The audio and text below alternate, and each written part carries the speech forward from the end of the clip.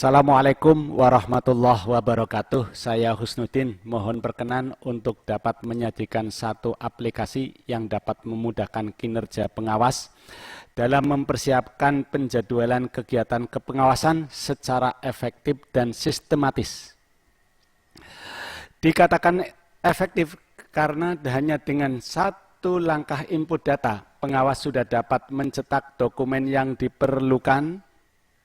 Dikatakan sistemik karena di dalam aplikasi ini sudah mempertimbangkan jadwal yang mencakup durasi kunjungan ke madrasah, waktu kunjungan, subjek kunjungan, dan materi kunjungan.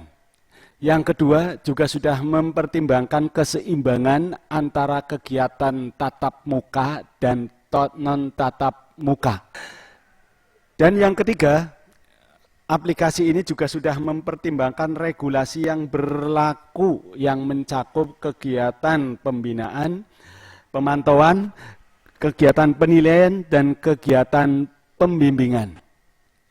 Oke, kita segera melihat tampilan daripada aplikasi ini.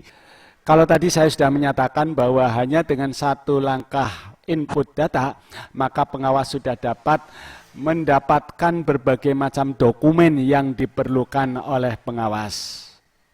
Kita mulai dari setting data. Ini adalah setting data. Dan kemudian ini adalah output yang nanti dihasilkan setelah pengawas mengisi setting data. Setting datanya cukup sederhana, saya klik. Nah, ada dua hal yang diisi. Yang pertama adalah data diri pengawas, kemudian yang kedua sekolah atau madrasah binaan. Saya ambil contoh dengan pengawas yang memiliki binaan 16 binaan. Ini karena kebetulan saya sendiri binaannya ada 16.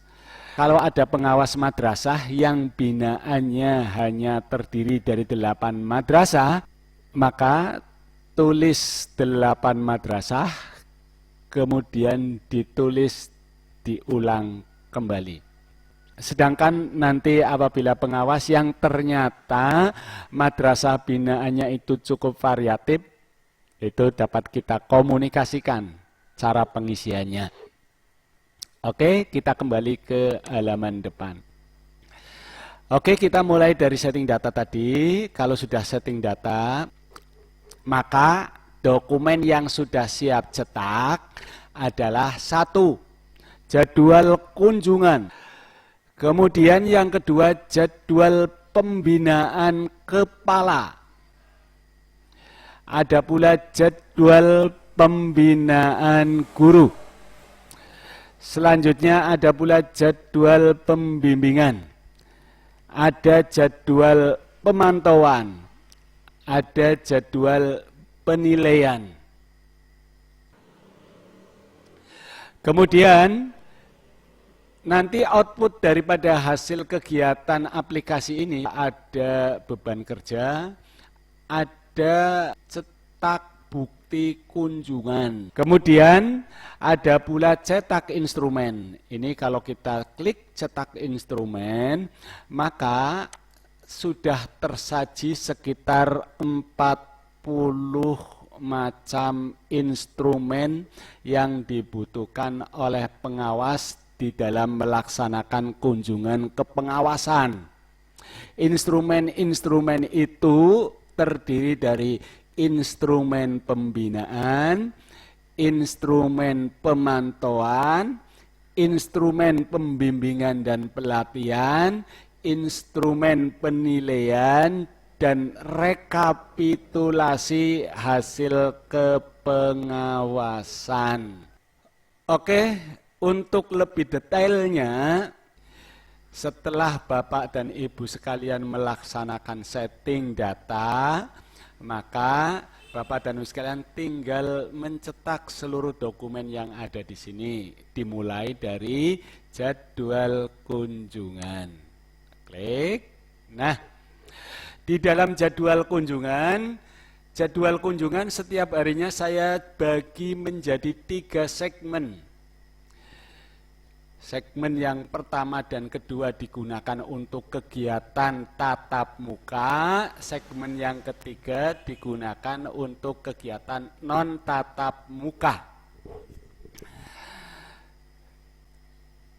Segmen pertama itu dilaksanakan pada pukul 7.30 sampai pukul 10 atau 2,5 jam. Kemudian segmen yang kedua itu pukul 10 sampai 12.30.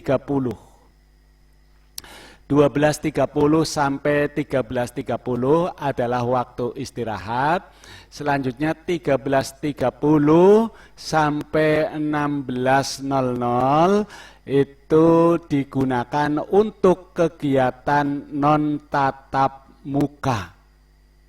Total di dalam satu harinya, maka pengawas melakukan pekerjaan selama 7,5 jam. Jika waktu itu ditotal dalam jangka 1 minggu, maka ditemukanlah untuk kegiatan kepengawasan itu terlaksana selama 37,5 jam. Kita perhatikan kegiatan kepengawasan dalam masing-masing segmen itu apa saja. Ini karena jadwal yang pertama ini kita perhatikan tanggal 1 bulan 7 tahun 2020. Pada saat ini madrasah sedang libur, sedangkan pengawas bekerja. Maka aktivitas kegiatannya, segmen yang mestinya kegiatan tatap muka, ini kami ganti dengan yang non tatap muka. Jadi keseluruhannya adalah non tatap muka. Nah, untuk kegiatan non tatap muka ini pada awal tahun ajaran diisi untuk 1. Membuat laporan kepengawasan semester maupun tahunan. Kemudian ini masih membuat laporan kepengawasan, kemudian membuat LCKH. Nah, kegiatan-kegiatan yang tercantum dalam kegiatan non tatap muka di sini itu kami sudah memperhatikan apa yang dibutuhkan untuk kegiatan penyusunan PAK pengawas. Selanjutnya kita perhatikan pada setelah madrasah masuk, yaitu pada tanggal 13 bulan 7 tahun 2020. Nah, ketika madrasah masuk, maka jadwal kunjungan itu 1. Meliputi kegiatan pembinaan, pemantauan, dan kegiatan non tatap muka. Kegiatan pembinaan dan kegiatan pemantauan ini akan dilaksanakan setiap hari pada jam kerja kepengawasan. Ini. Nah, di sini sudah ada 1 subjek yang akan dikunjungi, kemudian materi kunjungan. Materinya apa? Pembinaan, program perencanaan pembelajaran guru. Subjeknya siapa? Guru kelas 1 pada MI Al-Hikmah 2 misalnya. Nah, pada hari berikutnya itu jadwalnya sama.